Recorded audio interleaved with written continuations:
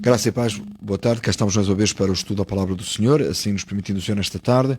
Continuaremos, no princípio da noite, continuaremos a falar sobre as doutrinas da graça. Nós estamos aqui fazendo o nosso melhor para transmitir outros canais também, conforme nos tem sido possível, e assim atingirmos e chegarmos a mais pessoas conforme temos colocado no nosso propósito as transmissões que fazemos. E um problema aqui na ligação.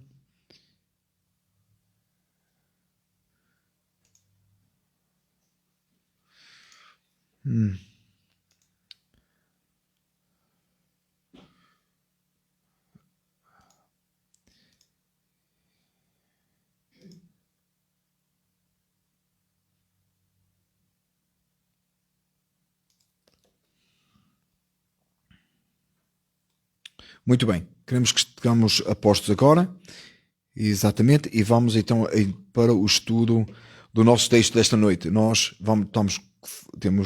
Começámos a semana passada a falar sobre as doutrinas da graça e hoje continuamos assim, nesse propósito. Semana passada, lembrando, se você não assistiu, pode assistir, voltar aí atrás. Temos falado sobre mortos em pecado e falámos sobre e analisámos o texto de Efésios 2, 1-7. Diz a palavra do Senhor assim: e vos vivificou estando vós mortos em ofensas e pecados. E foi sobre isso que nós falámos a semana passada, assim demos início a esta série de 5 mensagens que faz parte do nosso currículo de escola dominical aqui da nossa igreja, e nós temos vindo a estudar há já algum tempo e temos voltado a estes princípios e assim pedindo ao Senhor que por sua graça e misericórdia a nossa fé seja firmada. O primeiro ponto de partida é esse de mortes em ofensas e pecados. Temos compreendido e temos percebido que a palavra do Senhor nos aponta que o ser humano sem Cristo está, por sua natureza, pecaminosa, entregue às paixões da carne, é pecador e, como tal, é merecedor do inferno. Sem a graça e a misericórdia de Deus, jamais pode salvar, porque, conforme a palavra do Senhor nos ensina, está morto em delitos e pecados. O assunto de hoje é chamados à salvação. O texto que vamos estudar esta noite está em João 6, versículos 35 a 40, Evangelho de João, versículos 6, 35 e 40, que nós vamos ler já de seguida, logo após orarmos ao Senhor e pedirmos a Deus a sua direção esta noite para o estudo da sua palavra e que Ele possa falar às nossas vidas. O nosso desejo é que você que está em casa possa assistir, possa acompanhar e possa também o Espírito Santo trazer um claro entendimento da palavra do Senhor, você possa aplicar à sua vida e viver segundo a vontade do Senhor, para a glória e exaltação dEle. Você possa encontrar na palavra de vida eterna, na palavra de Deus, a vontade do Senhor para a sua vida, para a vida de todo o ser humano, é que ele possa crer em Cristo Jesus. Nós possamos realmente crer em Cristo Jesus. João 6, versículos 35 a 40. João 6, 35 a 40. Diz assim, e antes de lermos a palavra do Senhor, oremos. Pai amado, obrigado porque a tua misericórdia e bondade são grandes para conosco. Te pedimos, Senhor, nesta noite que fales às nossas vidas, nos purifiques, nos aperfeiçoes e nos transformes conforme a tua boa mão, conforme a tua misericórdia e a tua graça. Senhor, concede-nos o estudo da tua palavra, conforme está escrita, para a edificação, para aperfeiçoamento, para que a nossa fé possa ser acrescentada nesta noite. Senhor, se alguém que está assistindo ou vai assistir não tem esta mesma fé em Cristo Jesus, te pedimos, Pai, que por misericórdia possas atender, possas salvar almas, possas fazer novas criaturas. Pai, nós louvamos a Ti, Senhor bendito e eterno, pela salvação que há somente em Cristo. Reconhecemos, ó Pai, que não há qualquer mérito em nós, que nada podemos fazer para ser salvos, porque estamos mortos em delitos e pecados. Mas conforme a Tua boa mão, Tu tens restaurado tantos para a Tua eterna glória. Senhor, louvamos o Teu nome e bendizemos, só o Senhor é Deus, não há outro além de Ti. Somente a Ti adoramos, somente a Ti bendizemos, no nome de Jesus. Amém e amém. Louvado seja o nome do Senhor. Diz assim então a palavra do Senhor: e Jesus lhes disse: eu sou o pão da vida, aquele que vem a mim não terá fome, e quem crê em mim nunca terá sede. Mas já vos disse que também vós me vistes e contudo não credes. Todo o que o Pai me dá virá a mim, e o que vem a mim de maneira nenhuma o lançarei fora, porque eu desci do céu não para fazer a minha vontade, mas a vontade daquele que me enviou. E a vontade do Pai que me enviou é esta, que nenhum de todos aqueles que me deu se perca, mas que o ressuscite no último dia. Porque a vontade daquele que me enviou é esta, que todo aquele que vê o Filho e crê nele tenha a vida eterna, e eu o ressuscitarei no último dia. Até aqui a palavra do Senhor. Nós encontramos diversas vezes na Bíblia, no Evangelho de João, nós encontramos várias vezes o eu sou, Jesus dizendo, eu sou isto, eu sou a videira verdadeira, eu sou a porta, e aqui ele diz, eu sou o pão da vida. Referindo-se a essa expressão eu sou, ela é bem conhecida, era bem conhecida dos judeus, e era aquela posição que Deus coloca para si próprio, quando ele diz lá a Moisés, eu sou o que sou. E quando nós entendemos que a palavra do Senhor Jesus se apresenta nessa posição de autoridade, de poder, de majestade e de divindade, ele diz assim, eu sou o pão da vida, e aquele que vem a mim não terá fome, e quem crê em mim nunca terá sede. Jesus está a falar de eternidade, Jesus está a falar do seu reino celestial, Jesus está a falar da salvação, que somente se pode encontrar em Cristo. E ele é o pão da vida, assim como nós entendemos que o pão é necessário à nossa sobrevivência física. Jesus é a única forma de nós podermos alimentar a nossa alma e viver eternamente. Jesus Cristo é a resposta para uma vida eterna. Jesus Cristo é a resposta para a salvação. Fora dele, vimos a semana passada, estudámos sobre isso, deixe-me tocar esse assunto aqui para que possamos melhor entender. Fora de Cristo Jesus não há salvação, e todo aquele que não confessa Cristo Jesus como Senhor e Salvador permanece morto em seus pecados, e o seu fim é o inferno, a condenação eterna. E nota aqui, é muito importante percebermos que a condenação é eterna porque a ofensa é contra um Deus eterno. Não porque nós ofendemos eternamente, mas porque é uma ofensa eterna, é uma ofensa contra um Deus eterno. Então a condenação, ela é eterna também. Jesus Cristo, no Calvário, levou sobre ele a condenação, e aquele que chega a ele, que vai até ele, recebe perdão dos seus pecados, recebe uma nova vida, uma vida de santidade, uma vida agradável a Deus, permanece nos caminhos do Senhor, o seu deleite e o seu gozo é o Senhor, e um dia viverá com Ele para todo sempre. Por isso Jesus diz que não terá fome, e quem crê em mim nunca terá sede, jamais terá sede, jamais terá, a sua alma será saciada eternamente, não só no momento, mas para todo o sempre. Então essa é uma dos pontos que nós que eu gostaria de ressaltar esta noite, é que nós ficássemos bem em mente que aquele que está em Cristo Jesus, a sua alma está saciada para toda a eternidade. Ele não fica...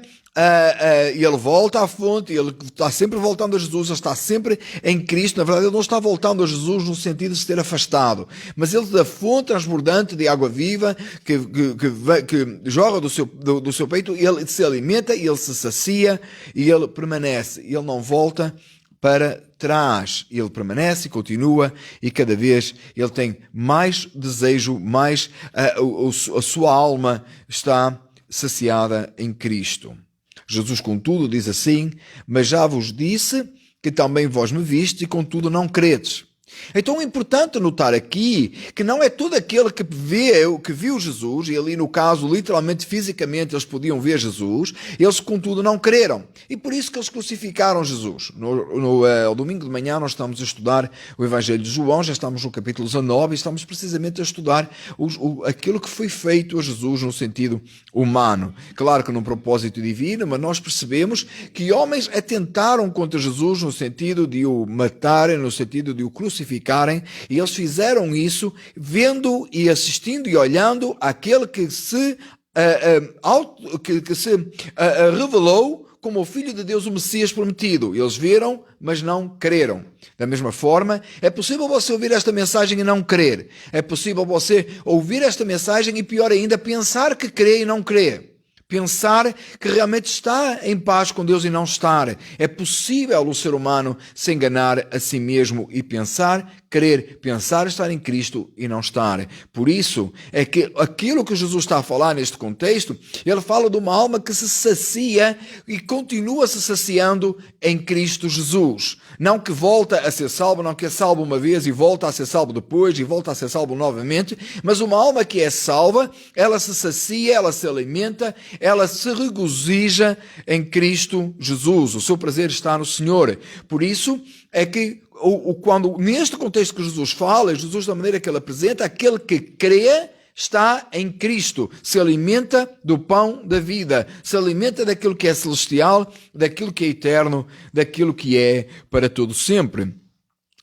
Nesse contexto, então, percebendo claramente que é possível olhar para Jesus, é possível ouvir esta mensagem, é possível ler a Bíblia toda e mesmo assim não crer, não ser salvo, pensar que crê, mas a verdade não ter uma vida transformada, não ter uma vida de acordo com a vontade do Senhor, não ter os seus desejos mudados, não ter a sua natureza pecaminosa negada, Jesus diz então assim: tudo o que o Pai me dá virá a mim, e o que vem a mim, de maneira nenhuma o lançarei fora. Então é muito importante nós atendermos a isto. Nós precisamos de ser atraídos a Jesus. Nós precisamos que o Espírito Santo venha abrir o nosso entendimento, abrir o nosso coração, por forma a que nós nos cheguemos a Deus e possamos verdadeiramente não só conhecer, mas crer. Não só saber que Ele é Deus, que Ele é Senhor, ou que Ele é uma figura histórica, ou que Ele viveu há 2000 anos atrás e que praticou bem. Precisamos de crer no sentido de que essa verdade, enraizada em nós, transforme a nossa vida. Crer nas Escrituras, ter fé, significa ter conhecimento de algo que, praticado, se transforma em algo. Alguma coisa que dê um seguimento numa aplicação diária. Por isso que é tão importante nós atendermos para a forma como nós vivemos. E quando eu falo da forma como nós vivemos, não é tomar resoluções das quais nós temos controle. É uma vida transformada que é controlada pelo Espírito Santo de Deus, porque ela foi atraída a Cristo e ela foi transformada. Por isso que é tão importante nós entendermos a mensagem da semana passada. E mais uma vez aqui, se você se juntou a nós agora, eu lhe peço que escute a mensagem da semana passada, para que possamos entender esta. O primeiro ponto para entendermos as doutrinas da graça, para entendermos a salvação que é em Cristo Jesus, é perceber que o ser humano sem Cristo está morto em delitos e pecados, e todos nós, todo ser humano, em qualquer momento, num determinado momento da sua vida, esteve morto em delitos e pecados. E estando morto em delitos e pecados, ele precisa que lhe seja dada vida. E só Deus pode dar essa vida. E essa vida vai fazer levantar esse morto para que ele creia. Esse morto espiritual agora vai ter vida espiritual, e ele crê em Jesus, e ele é regenerado para que possa crer, ter fé, se arrepender dos seus pecados e mudar de vida. Então é tão importante essa primeira parte para que nós possamos entender como é que a salvação opera em nós. E você diz assim, mas como é que é importante entender que a salvação opera? Por que é que eu tenho que saber que eu estava morto em delitos e pecados e Jesus me deu vida, e porque Ele me deu vida eu agora posso crer, porque se Ele não desse vida eu não poderia crer? Por que é tão importante nós atendermos a isto? Pelo simples facto de que a glória de Deus na salvação dos pecadores, a glória na salvação dos pecadores pertence somente a Deus. É muito importante nós notarmos e percebermos, para que a nossa adoração seja perfeita, que não tem obra humana. Não há nada que o ser humano fez. Não é aquela ideia de que Deus deu um passo e eu dei outro. Ou eu dei um passo, então Deus deu outro. Não. Deus deu os passos todos. Ele enviou o seu filho pagou sobre ele o meu pecado, e Deus veio, o Espírito Santo veio, Deus como o Pai e o Filho, e me fez crer neste milagre da salvação, e porque Ele me fez crer, os meus pecados foram perdoados, eu me arrependi, eu me voltei para Deus, mas a obra é inteiramente de Deus, para que a glória seja somente de Deus. Muitas vezes me deparo com pessoas que, quando falam da salvação da sua alma, elas colocam metade da obra de Deus e metade delas.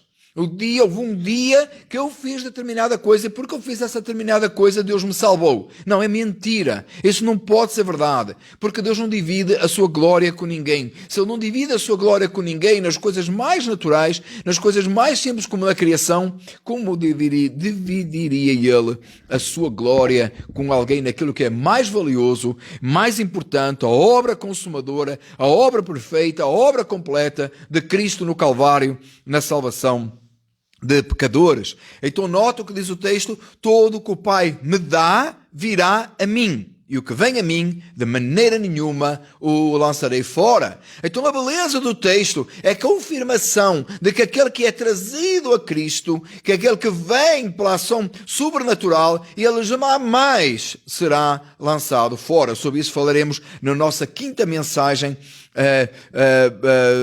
Se nos permitir o Senhor, daqui a 3 semanas iremos falar nessa mensagem que nós entendemos a certeza de vida eterna que o salvo tem. Aquele que vem de maneira nenhuma será lançado fora. É importante entendermos que é quando nós dividimos as 5 doutrinas da graça, conhecidas por muitos, escritas pelo apóstolo Paulo, claramente e bem definidas na carta aos Romanos, mas que têm sido pregado ao longo dos tempos, talvez com nomes diferentes, talvez você conhece tudo o que eu estou a dizer com outros nomes, outra nomenclatura, não tem problema.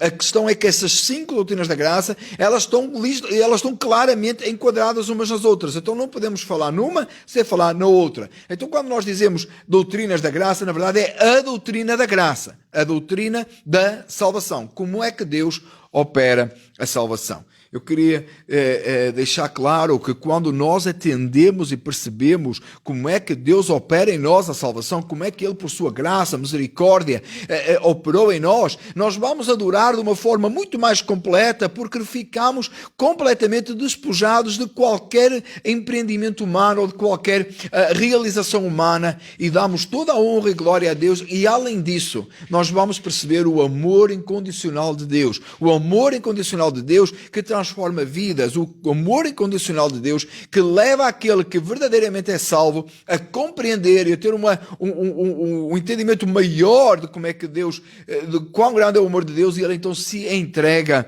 num amor completamente da adoração de volta àquele que o primeiro o amou. Como diz a palavra do Senhor, nós o amamos porque Ele nos amou primeiro. Então quando nós entendemos que não foi por obras, não foi algo que eu fiz, não foi uma escolha minha, mas é Deus que veio e me trouxe esta salvação sem que eu nem pudesse sequer escolher a Deus, eu vou perceber que o amor de Deus ele é sem limites, ele é incondicional e como tal isso me fará amar o Senhor de volta de uma forma completa e me fará amar o próximo também dessa mesma forma, ter misericórdia e ter compaixão por aqueles que são nossos semelhantes no sentido de salvação eterna, no sentido de salvação da alma. Isto está longe de qualquer maneira de compactuar com o pecado. A Igreja de Cristo Jesus jamais compactuará com o pecado, o salvo jamais compactuará com o pecado, porque Deus também não compactua com o pecado. Quando nós falamos aqui de misericórdia no sentido de que aquela pessoa que não tem conhecimento do Senhor, não tem conhecimento da salvação, irá agir de forma errada contra Deus e ter realmente lamentar essa posição e ter realmente misericórdia no sentido de orar, de clamar a Deus, de lhe falar a palavra de Deus, de ser insistente com a verdade. Muitas vezes nós ligamos o sentido de misericórdia com aquele sentido de que vamos deixar fulano como está porque, coitado, não é de ter pena dele. Não é nesse sentido. A palavra do Senhor jamais apresenta misericórdia assim. Misericórdia, no sentido bíblico, é aquela que Deus teve por nós, e que nós estamos errados, e Ele pacientemente, longanimidade, é isso mesmo, é ter paciência, mas insistir com a verdade e trazer ao conhecimento da verdade numa mudança total. Nós hoje lidamos com essa dificuldade de uma forma muito grande no ministério, quando nós lidamos com o pecado ou lidamos com alguém que está fazendo errado e nós queremos trazer a verdade e às vezes somos acusados de falta de amor, falta de compaixão. Não é verdade. A maior demonstração de amor é mostrar a alguém o erro dessa pessoa. Isso é que é amor, ser capaz de comprometer a própria, às vezes comprometemos a própria amizade para trazer essa pessoa a um conhecimento do erro. E assim, que Deus nos ajude, que Deus nos faça entender isto verdadeiramente, sempre com amor derramado no coração, olhar e perceber, ainda bem, que Deus não compactuaria, Ele não poderia, mas ainda bem que Ele nunca compactuou com o meu pecado, antes me chamou a um arrependimento, revelando uma verdade dele e me transformou. Louvado e adorado seja o nome do Senhor. Porque eu desci do céu, disse Jesus, não para fazer a minha vontade, mas a vontade daquele que me enviou. E a vontade do Pai que me enviou é esta, que nenhum de todos aqueles que me deu se perca, mas que o ressuscite no último dia. E eu queria parar por aqui só mais um momento para nós atendermos a este texto, muito importante. Jesus disse assim, eu desci do céu, não para fazer a minha vontade, mas a vontade do Pai que me enviou. Claro que a vontade do Pai, a vontade do Filho, sendo que é uma mesma, que é um só Deus, elas se juntam na sua divindade, mas Jesus está naquele momento falando como alguém que desceu do céu e nessa posição, 100% homem, 100% Deus nesta terra, e ele veio para fazer a vontade do Pai e não a sua. Quanto mais nós, quando vivemos nesta terra, no mundo de Deus, nós temos que nos submeter à vontade soberana de Deus, aceitar a vontade de Deus e a obedecer. Lembra que Jesus levou isto tão a sério que no jardim de Getsemane, e ele disse, Pai, se possível, passa de mim este cálice, mas seja feita a tua vontade e não a minha. E porque a vontade do Pai foi feita, e segundo Isaías agradou ao Pai moê-lo, para que nesse sacrifício, nós, os salvos, pudéssemos alcançar, ser-nos dada, concedida a salvação, nesse sacrifício perfeito, porque a vontade do Pai foi feita, e Jesus disse, seja feita a tua vontade. Então a vontade do Pai que enviou é esta, que nenhum de todos aqueles que me deste se perca, mas que o ressuscite no último dia. Como falava há pouco, este texto está literalmente relacionado com a última parte, onde nós iremos estudar na nossa quinta mensagem sobre a segurança e a certeza da vida eterna. Então a vontade do Pai é aqueles que foram dados a Jesus, nenhum deles se perca. O sangue de Cristo Jesus foi derramado da forma absoluta e completa por aqueles que serão salvos. Iremos estudar isso também para a semana. Por hoje, e seguindo aqui no nosso contexto, o versículo diz ainda, o versículo seguinte, versículo 40, porque a vontade daquele que me enviou é esta, que todo aquele que vê o Filho e crê nele tenha a vida eterna, e eu ressuscitarei no último dia. Aquele que crê no Filho, ele tem a vida eterna. Aquele que foi trazido ao Pai, pelo Pai, aquele que foi trazido pelo Espírito Santo, que a sua mente foi aberta e creu, e esse tem vida eterna, e esse ressuscitará no último dia, e esse tem o seu coração quebrantado pelo seu pecado, foi quebrantado pelo Espírito Santo, percebeu o seu pecado, e agora vive para Deus de uma forma maravilhosa e santa, cumprindo os mandamentos do Senhor, obedecendo ao Senhor, alegrando-se e regozijando-se no Senhor Deus. Para si que está a escutar aí esta tarde e fazendo uma aplicação à sua vida, eu gostaria que você pensasse e tivesse em mente aquilo que nós já falámos aqui em relação à semana passada. Você foi criado por Deus para a glória e exaltação do nome do Senhor nosso Deus. Foi por isso que Deus nos criou. Ele nos criou para glorificarmos e adorarmos o seu nome. Ele não nos criou para outra coisa qualquer.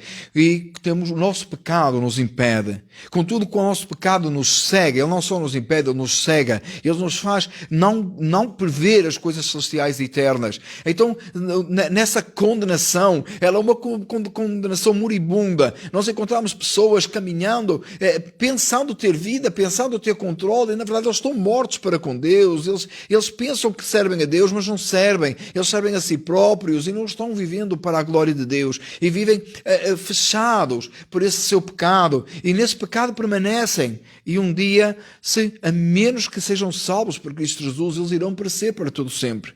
O meu desejo esta noite, com esta mensagem, é que Deus possa usar estas palavras e possa trazer entendimento à sua vida, não pelas minhas palavras, não pela maneira que eu expresso, de maneira alguma, mas por ação do Espírito Santo, e possa nesta noite chamar a si a vida eterna, chamar a si a salvação e trazer a si esta verdade, e você possa ser atraído a Deus e possa verdadeiramente crer em Jesus. Talvez esta mensagem o fez pensar em algumas coisas, talvez você ouviu a mensagem e você está pensando, mas como é que funciona? Como é que realmente isto acontece? Será que eu fui chamado à salvação? Será que Deus me atraiu já? Será que eu realmente creio? Ou será que eu tenho me vindo a enganar? Talvez você frequenta alguma igreja que professa ou não o cristianismo e você está a pensar que é salvo. Talvez você até hoje pensou que era salvo. E talvez você agora ouviu esta mensagem e pensar, será que eu realmente creio?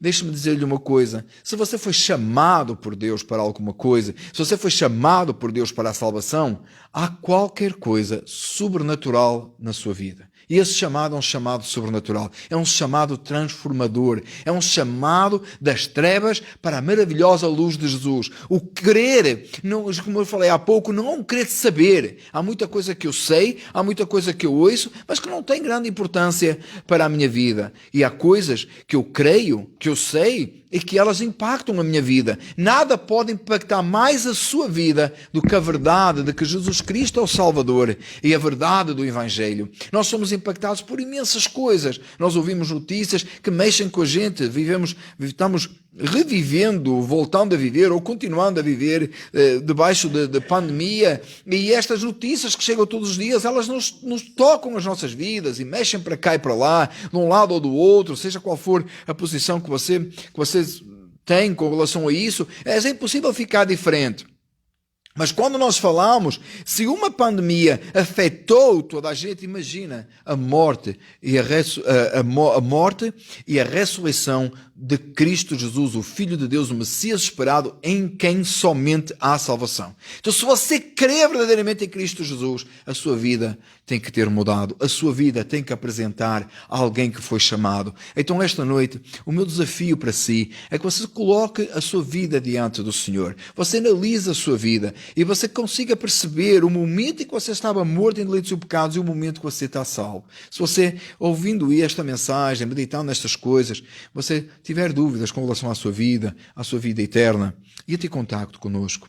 Olha, eu não posso atribuir a si a salvação, mas eu posso orar consigo. Eu posso falar mais destas verdades, apresentar-lhe mais do caminho da salvação.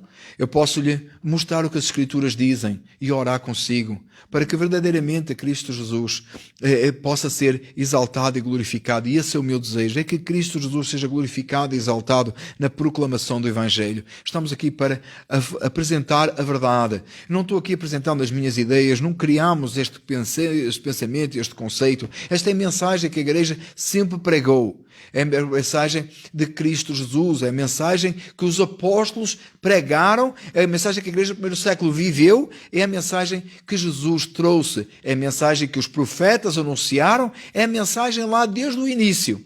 Diz a palavra do Senhor que antes da fundação do mundo, já era esta a mensagem da salvação. E esta é a mensagem que lhe apresento esta noite.